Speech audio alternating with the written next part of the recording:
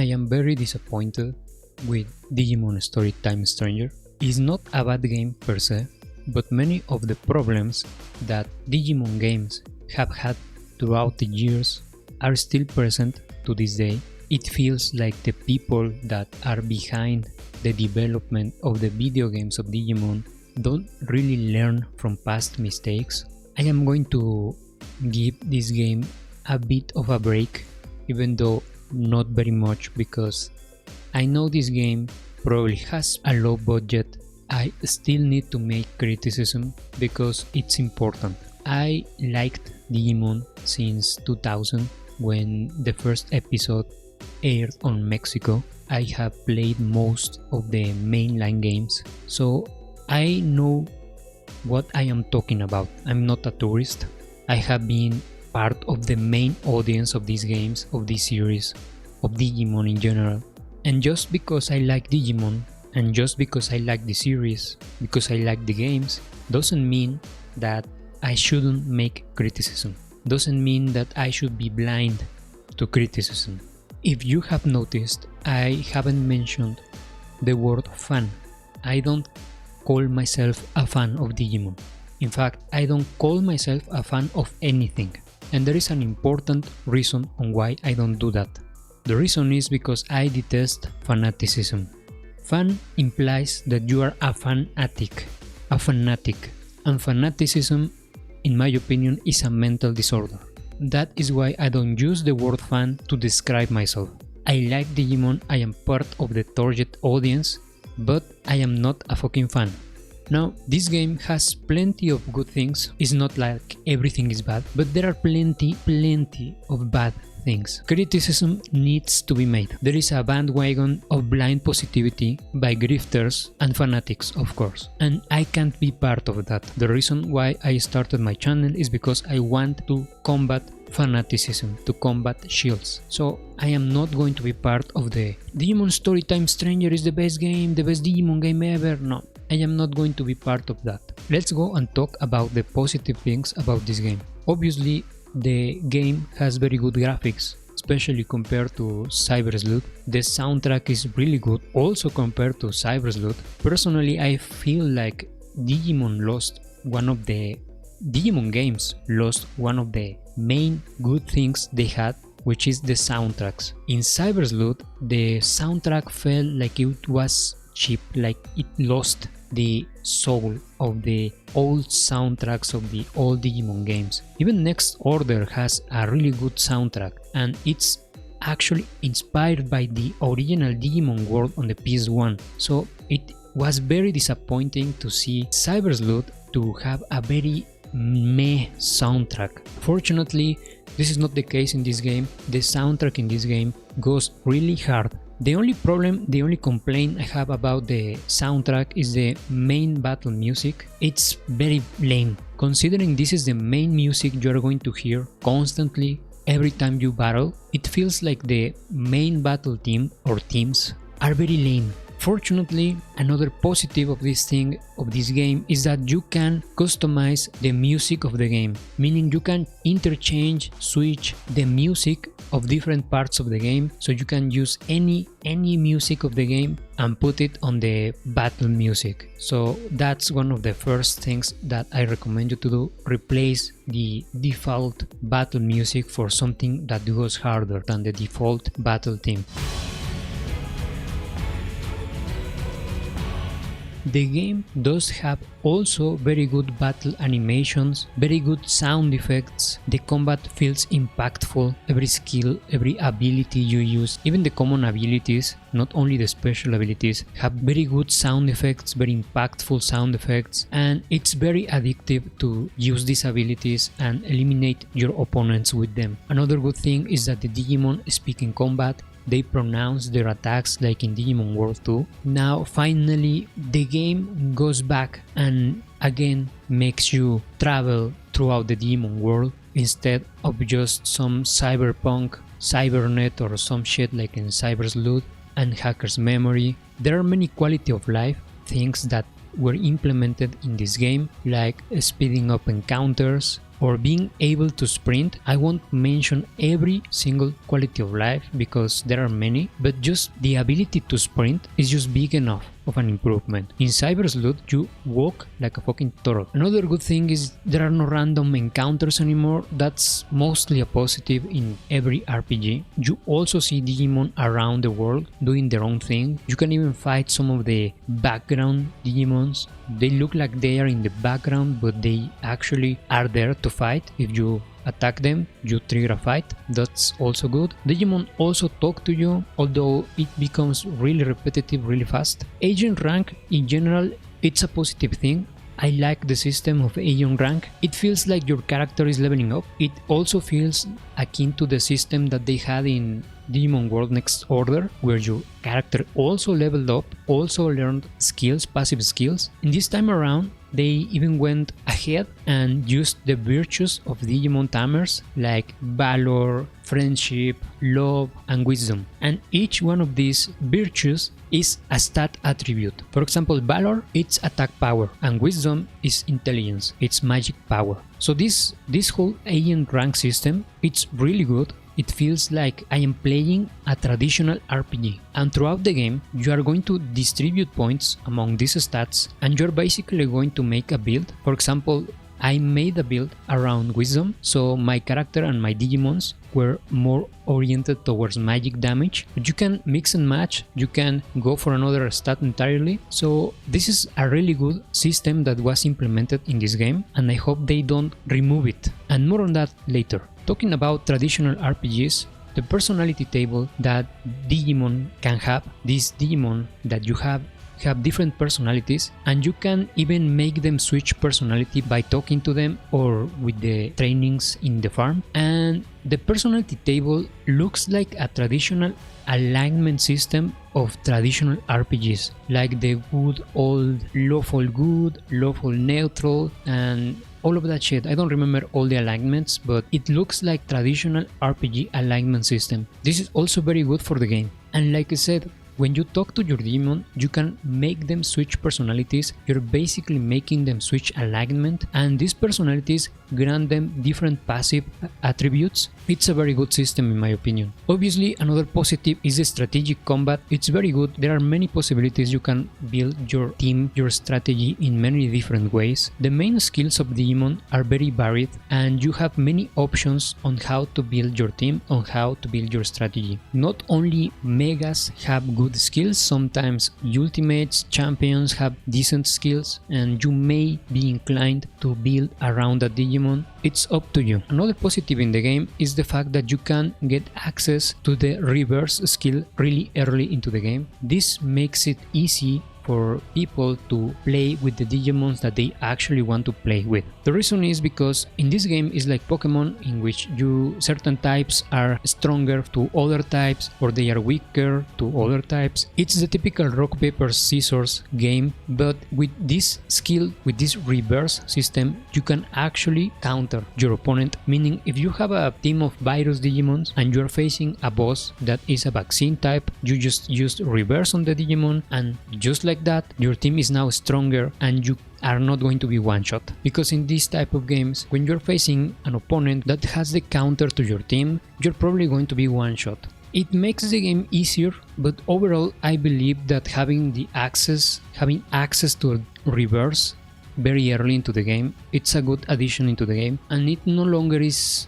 a chance, it's 100% successful upon landing. Another good aspect of the game is the endgame encounters. The endgame bosses are really fun to fight. They are hard encounters, but they are fair. So long as you have your Digimon almost maxed or pretty much maxed out, you're not going to have a super difficult time. You just need to find a good strategy to defeat them. But they are very good encounters. Obviously, another positive is that you can mount your Digimons this time around. The game is also secretly based. It shows you time and time again why you shouldn't trust women. For example, Venusmon is a dumb bitch. She also betrays her friend and poisons him because she's dumb. Junamon gets hysterical because you don't do what she wants you to do. Lanamon is a manipulative lying bitch. And finally, Dianamon gets mad with her brother because he can't read minds, and because of that he is bad, and now she is going to dedicate herself to traffic her own people. Great examples of why you shouldn't trust women.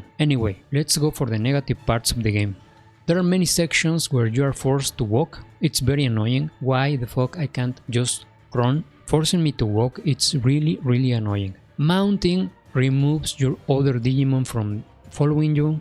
That's very lame. Mounting makes your Digimon shorter. This is super lame, dude. If you look carefully, you will notice that every time you mount your Digimon, it gets smaller. The moment I noticed this, I couldn't stop watching it. It ruined mounting Digimons for me. It's really stupid. Forcing you to play Agumon. That's another annoying situation right there. I don't like when games force me to have a permanent team member, especially because Agumon is kind of annoying. Another one is that the game is too easy even on hard difficulty. The bosses, in my opinion, should be on the level of the extra endgame bosses, but sadly they aren't. They are super really easy. Immortal Guest make the game easier. The game is already easy, and now they give you these immortal allies that will tank hits for you, that also will do damage in a few fights. They are even the main damage dealers. It's stupid. Auto recovery.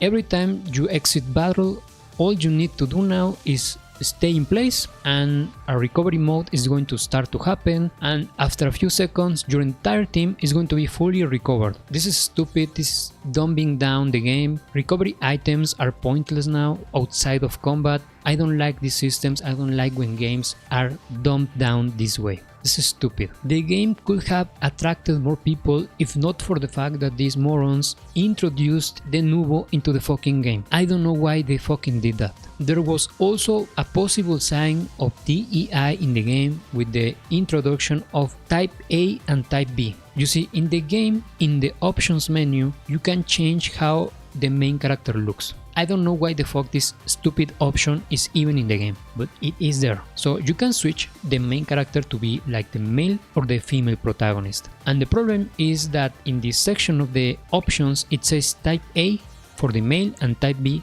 for the female. We all know that this Type A and Type B has been used throughout the years to replace sex, male and female. Now, there could be a misunderstanding here because they specifically don't say body type. It just says Type A and Type B. Why do I say it can possibly be a misunderstanding? The reason why is because the main character is Agent Alpha. Now, I don't want to go into details to explain you why this is the case. Just know that the main character is Agent Alpha, and in the game you can see there is an anime that tells the stories of this Agent Alpha. Now, in the main sequence of the game where you see all of these chibi drawings, these chibi characters that represent the main characters of the game, that's the depiction of this anime of the Agent Alpha anime. The obvious conclusion is that if the male character is Agent Alpha, then the female character is Agent Beta. So that could be why is Type A and Type B. Type A for Alpha and Type B for Beta. Now, it can 100% still be for DEI reasons. I am not saying it's not. I'm just giving them the benefit of the doubt here.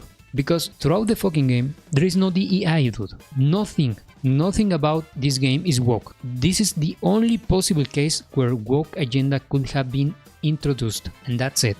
Let's continue. The extra attack mechanic hits enemies when they are already dead. That's just stupid. Some Digimon that you should be able to ride, you can't. For some reason, you can ride them. And so many Digimons that you shouldn't be able to ride them, you can. And sometimes they carry you in the most stupid ways. Many Digimons carry you in a way that you appear like you're their fucking parrot or some shit like that, like you're a bird. It's dumb. Mounting Digimons in general is criminally underused. Digimons can swim, they can fly. Not even Digimons that are fish type, not even them can swim. It's really disappointing. It's a missed opportunity. Instead, you have these dumb mechanics where you ride a Submarimon, a Palmon, time travel or teleport with a Gekomon. This should have been done with your own Digimon. Your own Digimon should be the ones that are helping you traverse throughout the fucking game.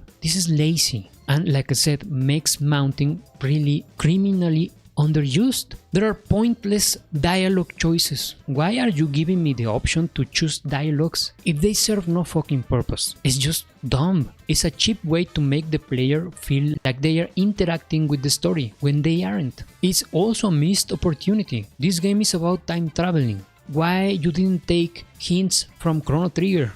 Why you didn't try to make different endings? Your decisions matter something. No, just the lazy route. There are some serious FPS drops. It's not that important because the game is turn-based, but there are serious FPS drops in this game. In the story, it is mentioned that Digimons are constellations, or more that constellations represent Digimon. This is dumb as fuck. How could this be possible if Digimon started to exist when the internet was made? As far as I know, there was no internet thousands of years ago, right? So how can constellations represent Digimon? So stupid. They don't even know their own lore or what the fuck they are doing. Birdramon everywhere to teleport you is also lazy, dude, encouraging laziness in the player, and I am going to talk about this more later. Puzzles are dumb, baby mode, they basically solve themselves, and in fact, if you try to think a bit, if you try to be creative, if you try to do these puzzles out of order,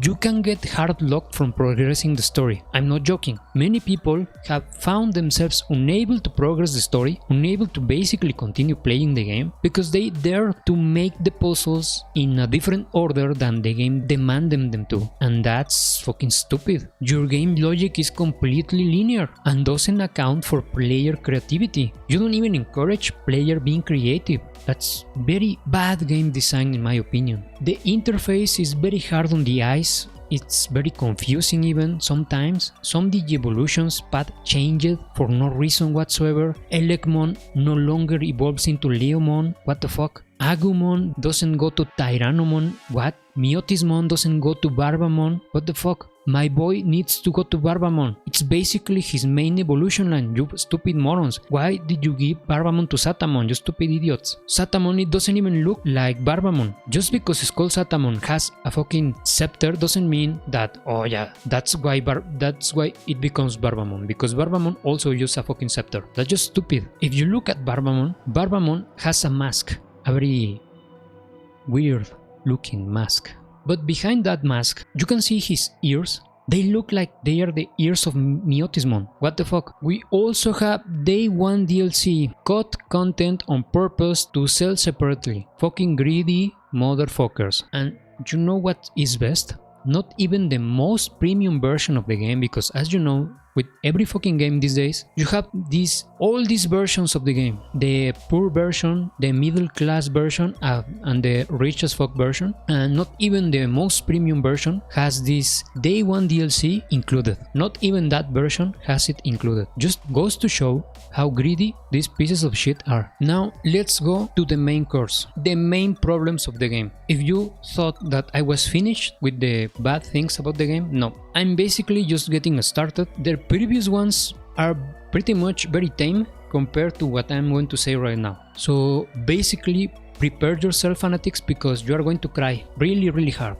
The game is extremely linear. You go from main mission, maybe one side quest, maybe two side quests, main mission again, now another side quest, maybe another one, main mission again, maybe one side quest, main mission again. It's a fucking line. It's a straight fucking line. It's really disappointing. There is almost nothing to find in the game. The maps are really stupidly linear. There is really not incentive to explore. It doesn't feel like a world at all. People may be happy because you now are seeing the Digimon world again, but it doesn't feel like a fucking world. It feels like separated maps that are just there. They aren't even connected. You have to use an interface to travel to each one of these maps. It's lazy, dude. It's fucking lazy.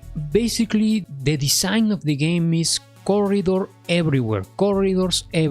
Now, Throughout the main mission and throughout the side quests, you are constantly being teleported, you are constantly being forced to go in a straight line. You can't be creative, you can't deviate from the predetermined established path that the developers are dictating you to go. The developers themselves know that exploring their linear corridor maps is boring. This is why they put Verdramon fast travel in a lot of places, because they know it's a chore to navigate their linear maps. The cursor that always points you to the right place, even though the game is just a corridor, it's lame. It's lame that even in a super linear, very corridor-esque game, you also need a stupid cursor to tell the dumbest fuck where he needs to go. It's basically for retards. The side quests are really lame. They are boring. They are boring to fucking tears. They feel like fucking filler. They are trash. Hell, I even remember Cyber Sleuth had some interesting side quests. Here, they aren't even interesting in the least. There is this stupidity that the pace of the game is like you go from main mission to side quest, main mission, side quest, like I already said, and in between main missions, there's just a few side quests, like one or two. But then, at the very end, before you face the final boss of the game, they throw a shit ton of fucking side quests at the very end. And these side quests, in my opinion, should have been distributed throughout the fucking story. Why are they doing this? There is one reason they are doing this, and I am going to talk about that later. The only places that feel like actual places are the Human City and the Digimon City, because they are connected more or less. Even though there are loading screens, they also feel like an actual place. So in my opinion, they should have done the entire world of the Digimon world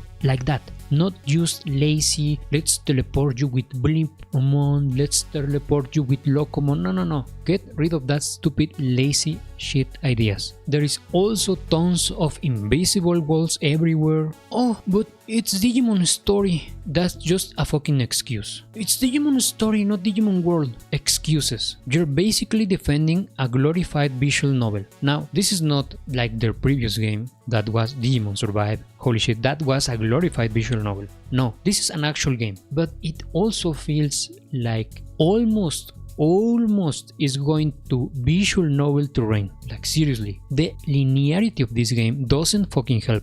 Like I said, I was going to talk about why they throw a shit ton of side quests to you at the end game. It's because the agent rank gatekeeps evolutions in a very stupid, unfair and retarded way. Now, like I said, agent rank is a great addition to the game. I don't have anything against that system, it's great. But my problem with the fucking system is the game is gatekeeping evolutions with that shit. No, don't fucking do that, you stupid idiots. And you fucking did. Basically, the developers are deciding to you how you should play the game. And this goes to show why I have an issue with this game. It's basically the developers telling you how to play the game. The game is completely linear. It doesn't account for player creativity. It doesn't want the player to be creative. They just want you to follow a script. And that works maybe for retards. But for actual people, for people that actually have a brain that use it, it's lame. We play video games to get our brains stimulated. We play games to be able to solve problems. We play games for a challenge. We don't want a fucking linear game where everything is predominantly directed by the developer. And gatekeeping evolutions is doing that. Why do you care if people get too strong early? It's not like your fucking game is difficult, you moron. Your game is easy as fuck. Why are you pretending? What is even the fucking point? One of the things that I have read that the fucking fanatics, the fanboys have said, it doesn't change anything because even you can get really strong anyway with ultimates and champions. So what is the fucking defense then? What's the point? If you are already breaking the fucking game, what's the point of gatekeeping megas? There's no point, you stupid idiot. You yourselves have admitted that the fucking system is pointless. Fucking morons. So this is really bad. This is really bad for the game. Gatekeeping evolutions. I have read even some idiots that never unlocked megas at all. This is stupid. This is really bad for the game. You shouldn't do this. Oh, but Pokemon does the same with the medals.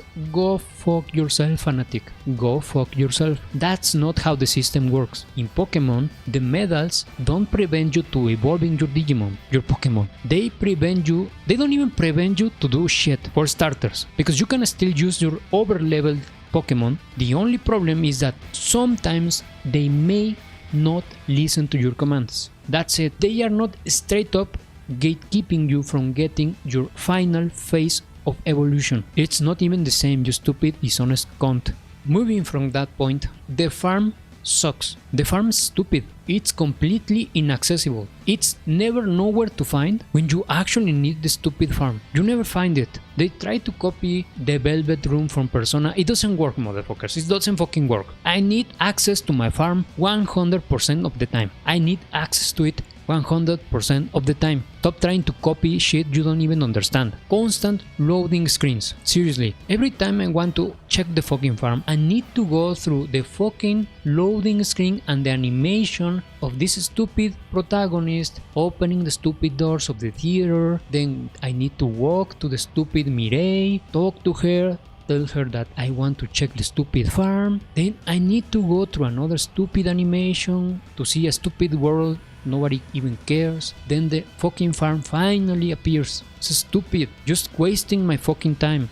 Here's another stupidity. The game requires you to at least have one member into your party. You can't leave the farm without any Digimon into your party. And that means that if you want to leave all your party into the farm, you need to first switch previously to entering the farm. You need to first remove or more like switch one member of your party from just one shit Digimon you don't even care about. Why? Because now you then go to the farm and you can actually leave all your main team into the farm, and you can leave on the reserve that shitty Digimon you don't even care about. Stupid systems. Well, it would be really easier if I could do that inside the fucking farm, no? Why do I have to do it before entering the fucking farm? Why is it that I can't have access to moving Digimon in and out from my team, from my party? Why I can't do that in the farm? You can't also Digivolve in the farm. You can't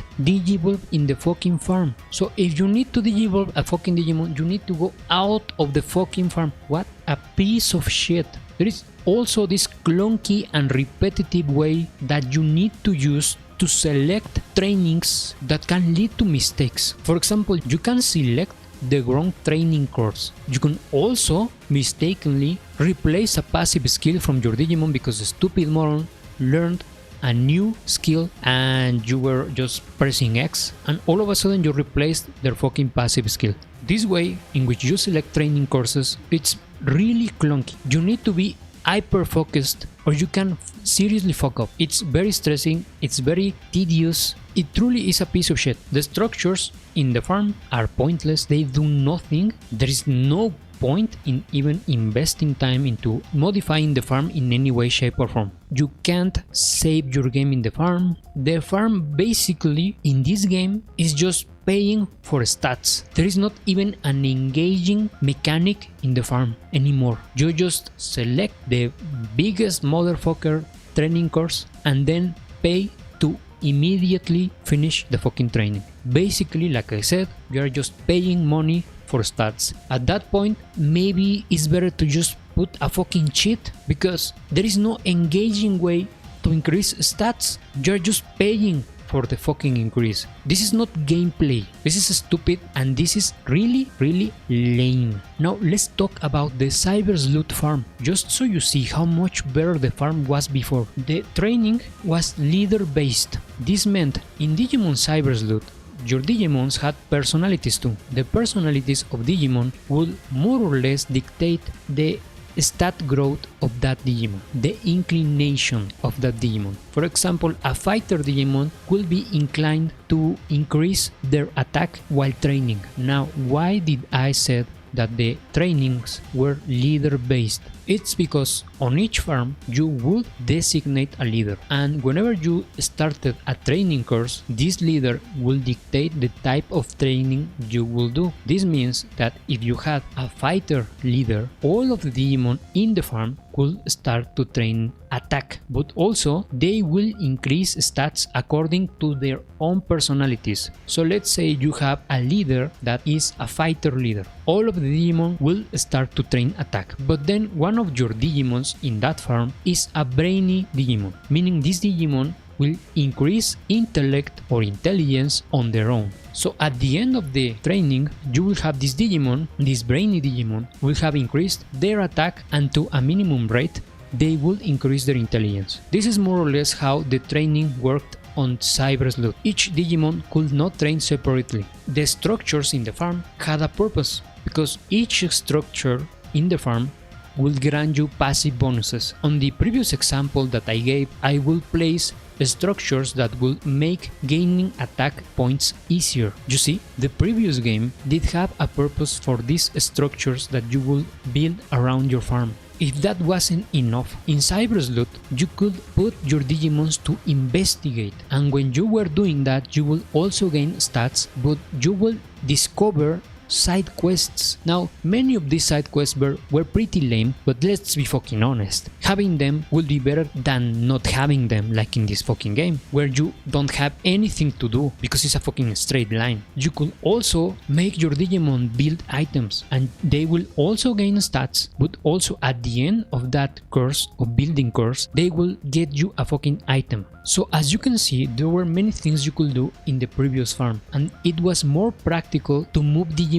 in and out of farms and to Digivolve them. It was much better. It may not have been perfect, but trust me, it was much better than in this stupid game. I don't know why they completely got rid of everything and just replaced it with a piece of shit. Now let's talk about New Game Plus. New Game Plus fucking sucks. It's a fucking dumb mechanic. For starters, if your Digimon are maxed out, you can't get stronger. Your Digimons are at the top, you can't get stronger. There is no better equipment or more skills, more powerful skills to be found. Every single enemy is stat inflated, meaning that even Digimon that are on their baby state are going to feel like HP sponges. Now, if you were like me and were really annoyed that even in the main game, some fights with dumb Rocky Digimon or even baby Digimon, you will send your guy to attack and you will still trigger a normal battle instead of your Digimon just destroying them. It's really annoying because that means you are going to be forced to engage in every single battle that you see. You can't no longer eliminate enemies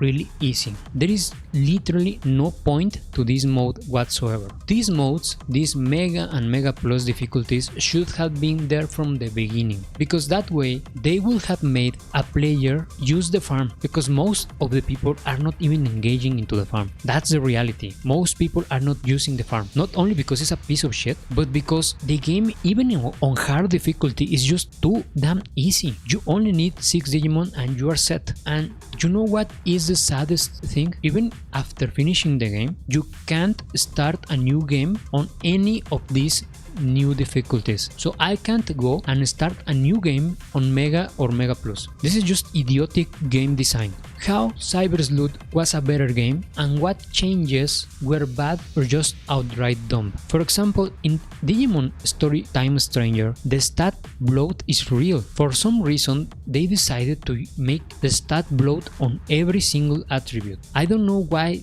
do we need every stat to go through 99999. Why the fuck do we need that? In Cyber Sleuth, the stats didn't go that higher. In Cyber Sleuth, you could only distribute 200 extra stats everywhere, meaning that you could not have every single stat maxed out in Cyber Sleuth. You actually had to choose where to distribute these 200 points, because you were limited to these 200 points. In my opinion, that's too low. At the very least, it should have been like 500. There is a reason why they didn't even bother with PvP this time around, because they know Time Stranger is a even more imbalanced game than Cyber Sleuth was. Being able to make every Digimon maxed out, every attribute, makes it lame, makes every Digimon basically the same. It removes personality and uniqueness from each Digimon. they also remove support skills. Here the fanatics are going to say, they not removed, they just change it to personality skills. You're a fucking idiot. It's not the fucking same. Support skills were more or less distributed depending on the type of Digimon. This made Digimons more unique. Every Digimon felt special because they had certain stats, certain attributes, they had certain support skills. Also, they had their own unique attacks. That in Time Stranger that is also the case too, but in Time Strangers Digimons feel less unique, less different from each other. They shouldn't have removed support skills. What they should have done is add the personality skills on top of that. So we have personality skills that we can switch, that we can change, and we have support skills that were unique to that Digimon that you could not change. That makes Digimons unique. Why do you want a system that makes every Digimon the same, that makes everything less unique? You don't want that. It makes the game feel cheap. The only thing that makes Digimon unique right now is their signature moves. That's it. Now, some people are, for some reason, there is always these retards, right, that ruin everything for everybody, and they somehow are very stubborn and they want to play with certain rookies, with certain champions, with certain ultimates, and they are demanding the developers that they want to play with their fucking Agumon. They don't want to make their Agumon fucking Wargreymon, a mega level Digimon. No, they don't want that. They want to play to the end of the game with the stupid Agumon. Why? Because they are fucking children. That is why. They don't accept that mega Digimon are more powerful. They can't accept that because they are fucking retarded. They are behaving like fucking children. So what do the developers do? What the developers go and do is make every fucking Digimon the fucking same, just to appease the stupid retards. Megas are supposed to be stronger than other forms. Deal with it, motherfucker. Now, if that was the problem and you wanted to solve it, you don't do anything of what you did. No, what you do is very simple. The moment you are able to digivolve, what you do is ask the fucking player if they want to change forms into the next form or they just want to get the stronger stats of the next form. That's how you solve that problem, not making every Digimon the same, you morons. The farm, like I said, in Time Stranger is just outright paying for stats. It's a downgrade in every aspect compared to Cyber Sleuth. There is no gameplay involved into that stupid transaction. Oh, but there is gameplay because you have to collect money. You want to see how do you grind money on this game? Let me show you. Very engaging gameplay you are going to see right now. Very engaging gameplay, right? Very fun, stupid moron. In Cyber Sleuth, at least the problem wasn't distributing these stats, these attributes. The problem was leveling up to get this Abby, which was more or less like the Bond stat. So what you did was a whole cheese with Platinum Numemon, which basically had a passive skill, a support skill that boosted XP gains. Then you would equip them with Tactician USBs, which will increase that XP gain further. It was stupid, ridiculous too. Yes, it was fucking dumb. Nobody wants to go back to that shit either. It was bad, but at the very least, distributing the attributes wasn't the problem. It was the fucking Abby system was the issue. The trend that you need to see here is that instead of fixing problems and staying with systems they make and improving them, they just throw everything into the trash and make another retarded as fuck system to replace the retarded as fuck system. That's the issue with Digimon games. In Cyber Sleuth, attacks were learned by Digimon when they leveled up, but it was a crazy fucking grind. Once again, why people did the whole Platinum Numemon with Tactician USBs garbage. You couldn't buy skills on Time Stranger, you can do that, but that's another issue because it cheapens the whole skill system. I think they should have changed the system with another much better one that just outright buying the stupid skills. So as you can see, they always go from one extreme to the other. They can never go to a middle ground. No, it's one extreme to the other. In my opinion, the scanning system needs to go and the whole system needs to be thought again. It's baby mode how you get Digimon in this game. Capturing Digimon needs to be reintroduced like in Digimon World 2. Capturing Digimons makes every encounter and every Digimon that you find more valuable. Digimon World 2 did the whole system better because you will capture, then you will train that Digimon that you capture, and you will fuse that Digimon into your main Digimon, and that will increase the level cap of your main Digimon. Fusing Digimons will also serve to change the Digimon in result, to acquire new Digimon forms, etc. Higher levels, higher level caps will grant you new Digivolutions, new possibilities to Digivolve, and the main skills that you will learn from all the Digimon forms that you have trained will be inherited to your main Digimon. So that made each Digimon more special. Building your team will involve more work, but also more strategy. It will be and feel more rewarding. Now, Digimon World 2 was also really grindy, but as you see time and time again, these guys, they just keep,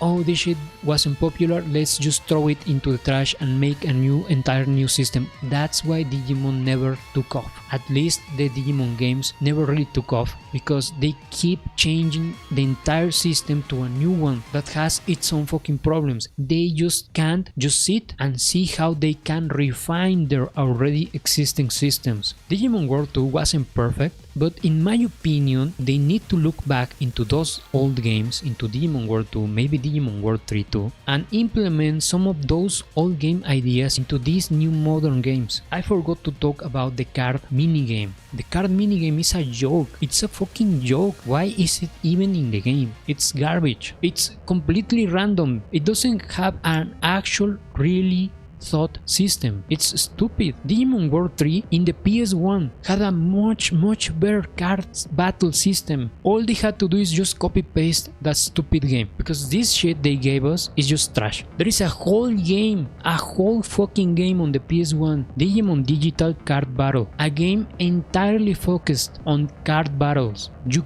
can't even implement that system either. You have two great card battle games. One is even a fucking mini game in a game, and you can't even implement that. It's a wasted opportunity. Now, the next step in these Digimon story games for sure needs to be decision making. Make decisions matter. You already have the fucking draft with that lame, useless, quote unquote decision making in this game. Now, you need to actually make it matter. So with that being said, what is the score I give to this game? I am going to give it a 7 out of 10, and I am already being very lenient with it. I can't go higher. In fact, I could even go lower, so don't even fucking pressure me, you stupid fanatics. Digimon has never really got the attention it deserved, and it not really deserved it. There is a reason why Digimon really never took off. At least Digimon games, also the anime, etc. There is a reason why. I may be going to make a video about this after this one, but more or less, nothing and nobody deserves shit. At least talking about franchises. Franchises like this one need to work. They need to put the effort. And let's be honest, Digimon hasn't put really a ton of effort. I am not saying that Pokemon has put a ton of effort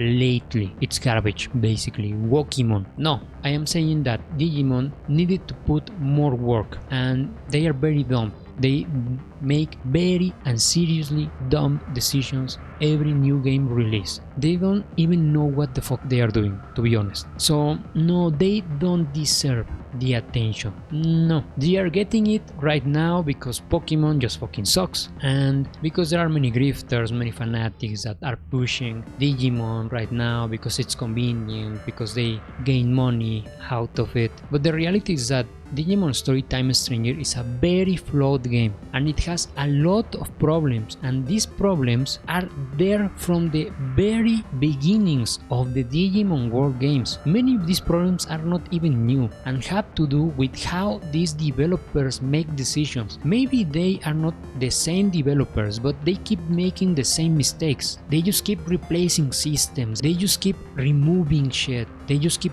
changing the formula. They need to find a good formula, they need to refine a formula, they need to stick with one thing, maybe two things, because I also want them to keep doing the Digimon World games, which are more like the virtual pet, the Tamagotchi type pets, That type of gameplay is my favorite in Digimon games. These turn-based games are also good. I don't want them to either ditch one or the other. I want them to stick to these two formulas, but don't keep changing them. Just improve on what works. Don't keep changing. Don't keep ditching systems, because you are not going to get anything out of it. The good thing is the last Digimon World game, that is like the virtual pet type gameplay, Digimon World Next Order, is actually a really good game. Most of the decisions of that game were good. There is not a lot of issues on that game. So that formula is kind of finding what works. So these Digimon story games need to also find what works and what doesn't. Maybe this is the first try, so this is why I'm not giving them a lower score. Maybe this is the first time they are sitting down and saying, you know what, this shit doesn't work, this shit works. And let's be honest, their fucking intentions were good, but it fucking failed, because as I explained in all my fucking video, many of those decisions were stupid. But I hope in the next fucking game they don't go and ditch every fucking system that didn't work in this game and change it for another one. No, don't fucking do that. Refine your system, make a core system and stick to that system. Refine it and use that system throughout your fucking games. Stick to the Digimon Story turn-based capture Digimon format, and also the Digimon World virtual pet that another part of your audience also wants. Stick to that too. Those two formulas are the thing that you need to refine, and stick to that formula. That's what they need to do, basically. I really hope the next Digimon game is not a fucking tower defense garbage or a fucking racing game, a cooking game. I hope they don't go and keep trying new shit. I hope they don't do that, because if they do, Digimon is going to keep being in the dark.